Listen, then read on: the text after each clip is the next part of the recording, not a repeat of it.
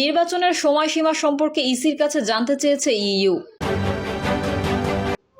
HRW এর প্রতিবেদন, শেখ হাসিনা সরাসরি গুম ও হত্যার নির্দেশ দিয়েছিলেন। জানাবো ব্যবসায়ীরাও কেন দ্রুত নির্বাচন চান, এবং সর্বশেষ জানাবো কেরানীগঞ্জে গণপিটুনিতে ব্যবসায়ী নিহত। এতক্ষণ শুনছিলেন সংবাদ শিরোনাম, এবারে বিস্তারিত। তবে তার আগে অনুরোধ থাকবে আমাদের চ্যানেলটি সাবস্ক্রাইব করে বেল আইকনটি ক্লিক করুন। নির্বাচনের সময়সীমা সম্পর্কে ইসির কাছে জানতে চেয়েছে ইইউ। প্রধান নির্বাচন কমিশনার এএমএম নাসির উদ্দিন বলেছেন, সুষ্ঠুভাবে আগামী নির্বাচন আয়োজনে সংস্কারের প্রতি গুরুত্ব দিচ্ছে ইউরোপীয় ইউনিয়ন। মঙ্গলবার আগারগাঁওয়ের নির্বাচন ভবনে সিইসির সঙ্গে সাক্ষাৎ করেন বাংলাদেশ নিযুক্ত ইইউ এর রাষ্ট্রদূত মাইকেল মিলার সহ প্রতিনিধি দলের সদস্যরা। বৈঠক শেষে এএমএম নাসির উদ্দিন জানান, আগামী জাতীয় সংসদ নির্বাচন আয়োজনে নির্বাচন কমিশনকে সব ধরনের সহযোগিতা করতে চায় ইউরোপীয় ইউনিয়ন। এ সময় নির্বাচনের সময়সীমা সম্পর্কেও নির্বাচন কমিশনের কাছে জানতে চেয়েছে সংস্থাটি। সাংবাদিকদের প্রশ্নের জবাবে তিনি জানান, নির্বাচনের পথে যত ধরনের সহায়তা দরকার তারা নিশ্চিত করেছেন। তবে ইউরোপীয় ইউনিয়ন মনে করছে সংস্কারের জন্য সময়টা একটু কম হয়ে যাচ্ছে। তারা সংস্কারের প্রতি গুরুত্ব দিচ্ছেন, এটা তাদের সাজেশন। তাহলে ভোট কবে হবে এমন প্রশ্নের জবাবে সিইসি বলেন, ভোট কবে হবে সেভাবে আলোচনা হয়নি। তারা তো জানেন হয় ডিসেম্বর অথবা আগামী বছরের শুরুতে। আমি তো এর বাইরে কিছু বলতে পারবো না। তিনি আরো বলেন, আমরা ইসির কোনো স্বাধীনতা কম্প্রোমাইজ হোক এটা চাই না। তারাও জানিয়েছে এটার প্রশংসা করেছে। ইইউ বিশ্বাস করে ইসির স্বাধীনতা থাকতে হবে, তা না হলে জাতি ইসির কাছে যা প্রত্যাশা করেছে তার ডেলিভারি করতে পারবে না। HRW এর প্রতিবেদন, শেখ হাসিনা সরাসরি গুম ও হত্যার নির্দেশ দিয়েছিলেন। প্রধান উপদেষ্টা অধ্যাপক মোহাম্মদ ইউনূসের কাছে জুলাই আন্দোলন নিয়ে একটি প্রতিবেদন হস্তান্তর করেছে হিউম্যান রাইটস ওয়াচ, যেখানে তারা বলেছেন যে কর্মকর্তারা তাদের জানিয়েছেন ক্ষমতাচ্যুত বাংলাদেশি একনায়ক শেখ হাসিনা সরাসরি গুম ও হত্যার নির্দেশ দিয়েছিলেন।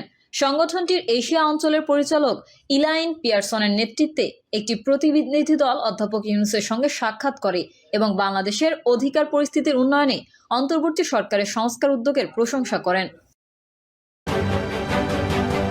ব্যবসায়ীরাও কেন দ্রুত নির্বাচন চান? বাংলাদেশ চেম্বার অব ইন্ডাস্ট্রিজের সভাপতি আনোয়ারুল আলম চৌধুরী পারভেজ বলেছেন, সবার মধ্যেই অনিশ্চয়তা রয়েছে। এটা ইমিডিয়েট সমাধানের দিকে যাবে সেটাও কেউ ফিল করছে না, কেউ তার সমাধান দেখতে পাচ্ছে না। অন্তর্বর্তী সরকার যত শর্ট হোক, যত উইকি হোক, আমি মনে করি তাদের উচিত হবে দ্রুত নির্বাচন প্রক্রিয়ায় যাওয়া। সংবাদ সম্মেলনে ব্যবসায়ীরা বলেন, 2-4 জন ব্যক্তি বা গোষ্ঠী যারা ব্যাংক লুট করেছে তাদের দায় সবার উপর চাপানো হলে সেটি অবিচার হবে। সরকার অর্থনীতি, ব্যবসা বাণিজ্যকে গুরুত্ব না দিয়ে শুধু অন্যান্য ইস্যু নিয়ে ব্যস্ত বলেও তারা অভিযোগ করেন। সম্প্রতি বিএনপি মহাসচিবের একটি বক্তব্যকে কেন্দ্র করে বহুল আলোচিত 111 বা 111 সরকারের প্রসঙ্গটি রাজনীতিতে নতুন করে সামনে এসেছে। স্মরণ করা যেতে পারে, সেনা নিয়ন্ত্রিত ও সরকারও নানাবিধ সংস্কারে হাত দিয়েছিল। বিশেষ করে তাদের রাজনৈতিক সংস্কার কর্মসূচিকে তখন -2 ফর্মুলা বলে অভিহিত করা হচ্ছিল।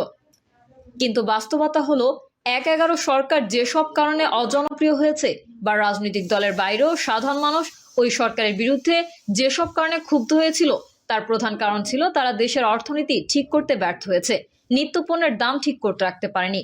উপরন্তু দুর্নীতির বিরুদ্ধে অভিযানের নামে বড় থেকে মাঝারি অনেক ব্যবসায়ীকে গ্রেফতারের ফলে পুরো অর্থনীতিতে একটা অস্থিরতা তৈরি হয়েছিল। প্রকৃত অপরাধীদের বিচারের আওতায় আনার নামে তখন অনেক ব্যবসায়ীকে ধরে বিপুল টাকা কামানোর অভিযোগও আছে ওই সরকারের সঙ্গে যুক্ত অনেকের বিরুদ্ধে। বর্তমান অন্তর্বর্তী সরকারও দায়িত্ব নেওয়ার পরে বিগত আওয়ামী লীগ সরকারের সঙ্গে ঘনিষ্ঠতা এবং সুবিধাপ্রাপ্ত অভিযোগে অসংখ্য ব্যবসায়ীকে টার্গেট করেছে। কেউ কেউ জেলে আছেন, অনেকে পলাতক। উপরন্তু ব্যাংকিং খাতে নানাবিধ জটিলতার কারণে এলসি খুলতে সমস্যা সহ নানা কারণে আমদানি রপ্তানি ব্যাহত হচ্ছে। তার উপর তীব্র গ্যাস সংকট, সব মিলিয়ে পুরো উৎপাদন ব্যবস্থায় একটা ভয়াবহ পরিস্থিতি তৈরি হয়েছে বলে ব্যবসায়ীদের পক্ষ থেকে দাবি করা হয়েছে। এরকম পরিস্থিতিতে তারা মনে করেন নির্বাচিত সরকার এলে এই সংকট কেটে যাবে। আসলে কি তাই? সেই প্রশ্নের উত্তর খুঁজবার আগে দেখা যাক দেশের অর্থনীতি, বিশেষ করে ব্যবসা বাণিজ্যের পরিস্থিতি এখন কেমন। গ্যাস সংকটে শিল্প খাতে বিপর্যয় চাহিদা অনুযায়ী গ্যাস মিলছে না শিল্প কারখানায়। বেশ কিছুদিন ধরে চলা এই সংকটে কমে গেছে শিল্প কারখানার উৎপাদন। সিরামিক, ইস্পাত ও টেক্সটাইল খাতের উৎপাদন প্রায় অর্ধেকে নেমে এসেছে। গত কয়েক মাসে কয়েকশো কারখানা বন্ধ হয়ে গেছে। রপ্তানি আয় কমেছে, বিনিয়োগ থমকে আছে, কর্মসংস্থান বাড়ছে না। শিল্প খাত না বাঁচলে অর্থনীতির প্রবৃদ্ধি কমে যাবে। গ্যাস সংকটের কারণে এরই মধ্যে অনেক কারখানায় গ্যাসের বিকল্প হিসেবে ব্যয়বহুল তরলীকৃত পেট্রোলিয়াম গ্যাস এবং কয়লা ব্যবহার করছে। এতে তাদের উৎপাদন ব্যয় অনেক বেড়ে গেছে।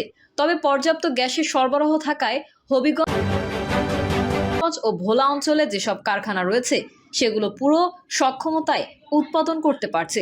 তবে শুধু শিল্প কারখানা নয়, বরং আবাসিক খাতের গ্যাস সংকট চরমে পৌঁছেছে। আগে যেসব এলাকায় সন্ধ্যার পরে গ্যাস আসতো সেখানেও অনেক এখন গ্যাস পাচ্ছে না। ভোর থেকেই গ্যাস চলে যায়। তাতে বিকল্প উপায়ে রান্না করতে গিয়ে মানুষকে নির্ভর করতে হচ্ছে বৈদ্যুতিক চুলা, ওভেন ও অন্যান্য ডিভাইসের উপর, যা তাদের খরচ বাড়াচ্ছে। প্রতি মাসে প্রায় 1000 টাকা গ্যাসের বিল দিয়েও জ্বালানির জন্য এই বাড়তি খরচ করায় সাধারণ মানুষের মনে ক্ষোভ বাড়ছে। বস্তুত গ্যাসের সংকট চলছে দীর্ঘদিন ধরে। সেই সংকট উত্তরণে রাষ্ট্রীয়ভাবে যেসব পদক্ষেপ নেওয়া দরকার ছিল তা নেওয়া হয়নি। সমুদ্র এবং স্থলভাগে গ্যাস অনুসন্ধানে যে পরিমাণ বিনিয়োগ ও গবেষণার প্রয়োজন ছিল, সরকার সেদিকে না গিয়ে বিদেশ থেকে এলএনজি আমদানিতে বেশি মন দিয়েছে। কেননা এখানে বিরাট কমিশন বাণিজ্য রয়েছে। অন্তর্বর্তী সরকারের গত 5 মাসে জ্বালানি সংকট সমাধানে কার্যকর কোনো পদক্ষেপ দৃশ্যমান নয়, বরং আগের সরকারের ধারাবাহিকতায় তারাও সম্প্রতি যুক্তরাষ্ট্রের লুইসিয়ানার কোম্পানি আর্জেন্ট থেকে প্রতি বছর 5 মিলিয়ন মেট্রিক টন তরলীকৃত প্রাকৃতিক গ্যাস এলএনজি কেনার অনানুষ্ঠানিক চুক্তি করেছে। সংস্কার ও নির্বাচনের তর্ক। বিগত আওয়ামী লীগ সরকারের আমলে বলা হতো আগে উন্নয়ন তারপর গণতন্ত্র। বর্তমানে অন্তর্বর্তী সরকারের আমলে বলা হচ্ছে আগে বিচার ও সংস্কার তারপরে নির্বাচন। জুলাই অভ্যুত্থানে যাদের বিরুদ্ধে রাষ্ট্রীয় ক্ষমতার অপব্যবহার এবং হত্যার মতো গুরুতর অভিযোগ রয়েছে তাদের বিচার দেশবাসীও চায়। প্রাতিষ্ঠানিক সংস্কারের বিষয়েও কারো দ্বিমত নেই, কিন্তু সাধারণ মানুষের কাছে সবচেয়ে বড় সংস্কার হচ্ছে তার জীবন যেন আগের চেয়ে ভালো হয়, তার চাকরি বা কাজের ক্ষেত্রটি যেন ক্ষতিগ্রস্ত না হয়, বাজারে গিয়ে যেন তাকে দীর্ঘশ্বাস ফেলতে না হয়, সে যেন গ্যাস, বিদ্যুৎ, পানি ঠিক মতো পায়। তাদের কাছে নির্বাচনের তারিখ কিংবা ভোটে জয়ী হয়ে কারা ক্ষমতায় আসবে তার চেয়ে বড় প্রশ্ন সে রাস্তায় বের হলে নিরাপদ বোধ করছে কিনা এবং তার সংসার চলছে কিনা। গত শনিবার একটি অনুষ্ঠানে যুক্ত হয়ে বিএনপির ভারপ্রাপ্ত চেয়ারম্যান তারেক রহমানও বলেন, দেশের কোটি কোটি পরিবারের কাছে এই মুহূর্তে নির্বাচন ও সংস্কারের চেয়েও গুরুত্বপূর্ণ হচ্ছে সংসার চালানো। কৃষক, শ্রমিক, দিনমজুর, স্বল্প আয়ের মানুষ, এমনকি নিম্ন মধ্যবিত্ত পরিবারের কাছেও সংসার টেকানো এখন অনেক ক্ষেত্রে দায় হয়ে পড়েছে। অনেক পরিবারে চলছে নীরব হাহাকার। তবে আশার কথা হলো, সরকারের অর্থ উপদেষ্টা সালাউদ্দিন আহমেদ মনে করেন, রাজনৈতিক পট পরিবর্তনের পর দেশে যেসব সংস্কার কার্যক্রম চলছে তার মধ্যে অর্থনৈতিক সংস্কারকে বর্তমান বাস্তবতায় সবচেয়ে গুরুত্বপূর্ণ। তার ভাষায় এই মুহূর্তে সবচেয়ে বেশি দরকার অর্থনৈতিক দিক নির্দেশনা ও সংস্কার। আইন কানুন দিয়ে সঠিক ব্যবহার করতে হবে। সিস্টেম আছে, সেটা আমরা ঠিকমতো ব্যবহার করতে পারছি না। প্রিয় দর্শক, এই ছিল এখনকার সর্বশেষ সংবাদ।